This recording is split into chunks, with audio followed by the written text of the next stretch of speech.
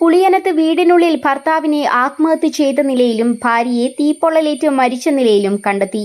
പുളിയനം മില്ലുംപടി ഭാഗത്ത് താമസിക്കുന്ന വെളിയത്ത് വീട്ടിൽ സനൽ, ഭാര്യ സുമി എന്നിവരാണ് മരിച്ചത്. ഗുരുതരമായി പൊള്ളലേറ്റ 2 മക്കളെ എറണാകുളം മെഡിക്കൽ സെന്ററിൽ തീവ്രപരിചരണ വിഭാഗത്തിലേക്ക് മാറ്റി. വെള്ളിയാഴ്ച രാത്രി 12 മണിയോടെയായിരുന്നു സംഭവം. 12ഉം 6ഉം വയസ്സുള്ള കുട്ടികൾക്കാണ് പൊള്ളലേറ്റിരിക്കുന്നത്. ഭർത്താവ് സനൽ തൂങ്ങി മരിച്ചതിനെ തുടർന്ന് ഭാര്യ അടുക്കളയിൽ കയറി പാചകവാതക സിലിണ്ടറിന്റെ പൈപ്പ് തുറന്നിട്ടാണ് തീ കൊളുത്തിയിരിക്കുന്നത് എന്നാണ് പോലീസ് കണ്ടെത്തിയിരിക്കുന്നത്. കുടുംബ പ്രശ്നങ്ങളും സാമ്പത്തിക ബാധ്യതയുമാണ് മരണത്തിന് പിന്നിലെന്ന് അങ്കമാലി പോലീസ് അറിയിച്ചു. ഇത് സൂചിപ്പിക്കുന്ന ആത്മഹത്യാക്കുറിപ്പും പോലീസ് കണ്ടെടുത്തിട്ടുണ്ട്.